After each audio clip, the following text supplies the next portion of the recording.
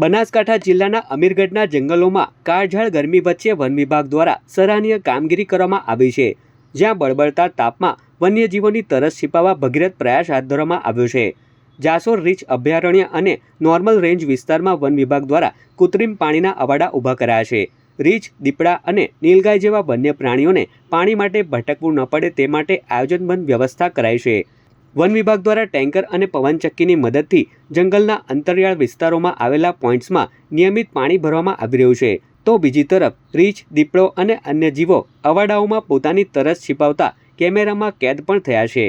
એટલું જ નહીં, વન્યજીવો કાળઝાળ ગરમીમાં સુરક્ષિત રહે તે માટે સતત મોનિટરિંગ પણ કરાઈ રહ્યું છે। અમીરગઢ તાલુકાના વન વિભાગ દ્વારા જે જંગલ વિસ્તારમાં આ ઉનાળાની ગરમીમાં વન વિભાગ દ્વારા જે વન્ય પ્રાણી માટે પાણીના ગજવર અવાડા જે કૃત્રિમ જે પોઈન્ટો છે એ ભરવાનું કામગીરી પણ 16 થી 17 અવાડા ભરવાનું કામ ચાલુ છે। તથા તે સિવાય 30 થી 35 જે પ્રકારના જે નેચરલી પોઈન્ટો આવેલા છે, વોટર પોઈન્ટ, એ પાણી પણ વન્ય પ્રાણીને મળી રહેશે। પણ તે સિવાય વન્ય પ્રાણી બહાર ના આવે તે સારું, જ્યાં પાણી નથી મળતું એ જગ્યાએ પણ અમને આ કૃત્રિમ પોઈન્ટો ઊભા કરેલા છે, તો તે સારું પણ ગજર અવાડા ભરવાનું કામગીરી ચાલુ છે, જેમાં વન્ય પ્રાણીઓ જેવા કે દીપડા, જરાક, નીલગાય, સ્લોથ બિયર, જે રીંછ છે, પછી અન્ય વગેરે વગેરે વન્ય પ્રાણીઓ પણ તે પાણી પીતા હોય છે।